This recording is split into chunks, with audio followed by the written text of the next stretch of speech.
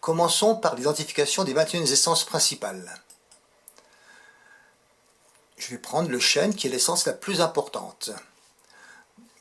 Le principe, reconnaissance d'une essence identique pour tous, même principe, il y a 7 critères. Critère numéro 1, l'art dans son naturel, texte et photo.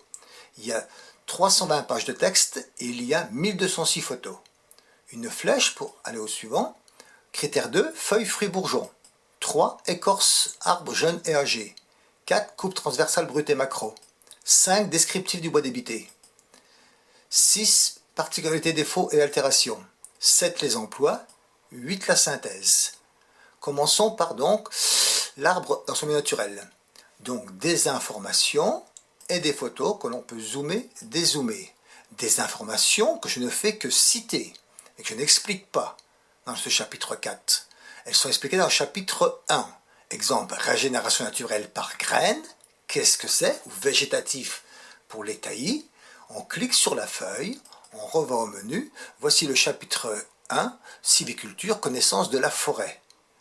Donc très riche, ça intéresse surtout ceux qui aiment la forêt, les forestiers. Et pour répondre à cette question, voici la régénération des forêts. Tous les arbres se reproduisent par graines, que ce soit un résineux, qui produit des graines dans son cône, que ce soit un feuillu, comme ici sur Robinier faux acacia. Mais les feuillus ont une double possibilité, c'est la reproduction végétative.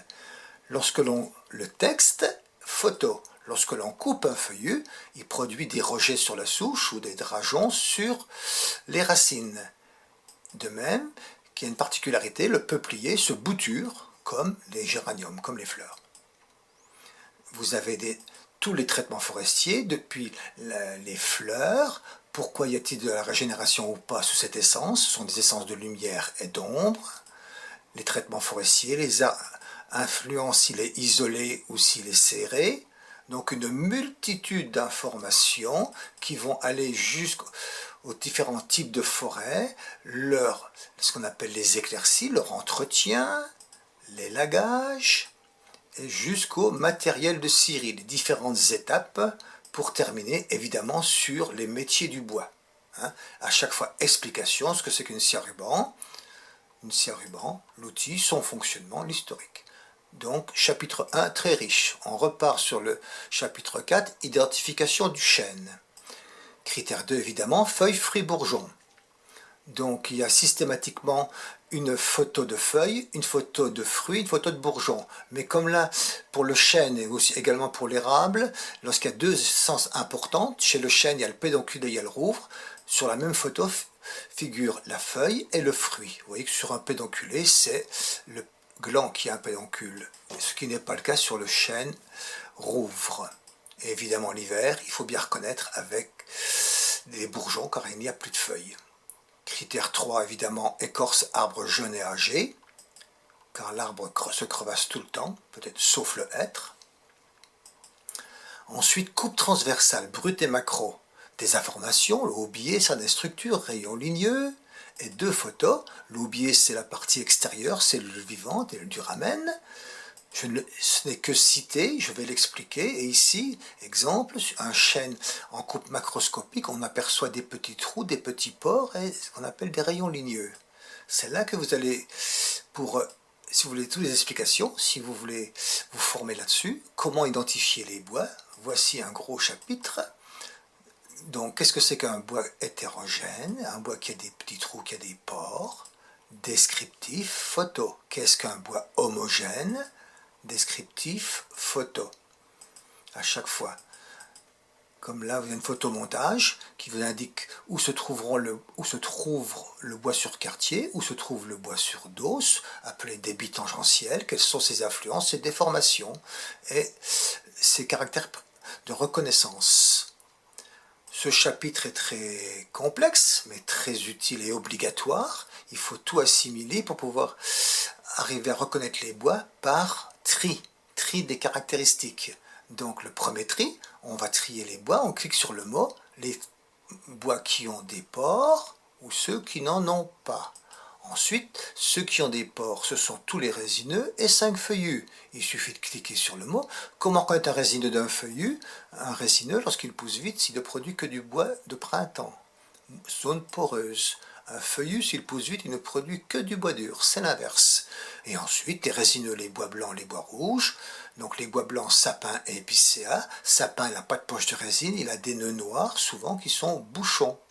Tandis que l'épicéa, lui, il a un petit défaut quand même qui s'appelle les poches de résine. S'il y a poche de résine, c'est forcément un épicéa, la famille des épicéas. Ça ne sera jamais un sapin.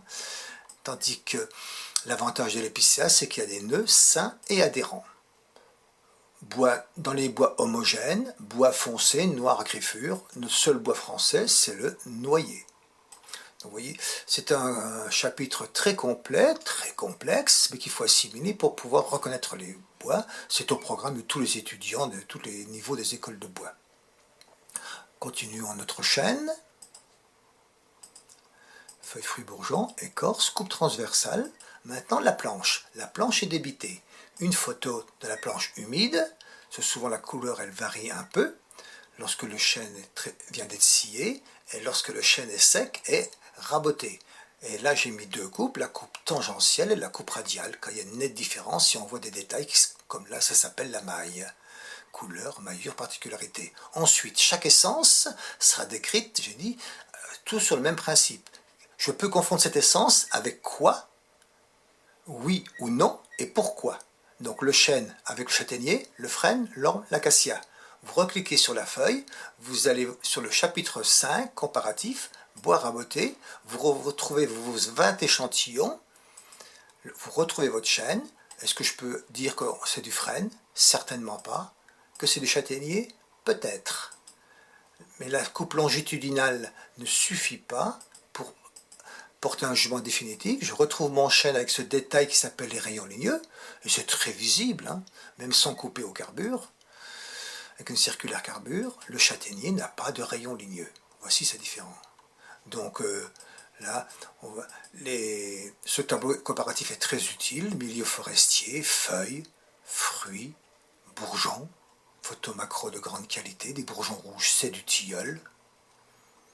Écorce jeune, écorce vieille, coupe transversale brute, de l'aubier différencié sur un Douglas, aubier indifférencié, non pas visible chez l'épicéa. Voilà le principe du chapitre 5, très utile. On revient sur mon chêne. J'étais ici. Évidemment, les défauts des bois, je les cite tous, j'en montre deux importants, tels que l'aubier qu'il faut systématiquement enlever par sciage, sinon il sera attaqué par des insectes. Donc j'ai donc créé un chapitre, les défauts des bois. Je les ai tous cités avant. Ça n'existe que sur forme papier. On décrit des défauts, mais il n'y avait pas les photos. Parce que là, j'ai recherché tous les défauts. J'ai mis 6 ans pour créer ce CD-ROM. C'est 1206 photos. Les explications. Je dis qu'un défaut, c'est soit un atout, si ça procure de la beauté lorsque l'emploi n'est pas travaillant, ou soit c'est un inconvénient lorsque ça fragilise le bois, tel ce chaudron sur un sapin. Donc voici ce chapitre, les défauts des bois. On va terminer mon chêne. Donc après les défauts, évidemment, les emplois. Je cite tous les emplois avec deux photos. Et le critère 8, c'est une synthèse, simplement. Donc on a vu rapidement ce qu'était le comparatif photo, très utile. L'identification des variétés des essences, toujours la même trame. Comment identifier les bois, avec la clé de détermination, de tri des échantillons. Les principaux défauts des bois et la connaissance de la forêt. Donc ce CD-ROM va aussi bien intéresser le forestier par les chapitres 1 et 2 que les menuisiers 3 et 5 et le chapitre 4, tout le monde. Donc ce CD-ROM est un outil très complet qui va vraiment, vous l'avez pu le constater, de la forêt au matériau bois. Il permet aussi bien de reconnaître un arbre que du bois débité.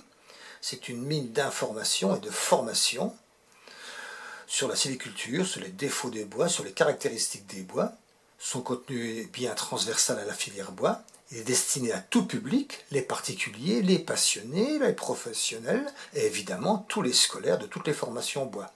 J'ai de très nombreux témoignages de satisfaction n'hésitez pas à consulter mon site pour plus d'informations. Mon site, son nom, évidemment, c'est De la graine au meuble. Merci.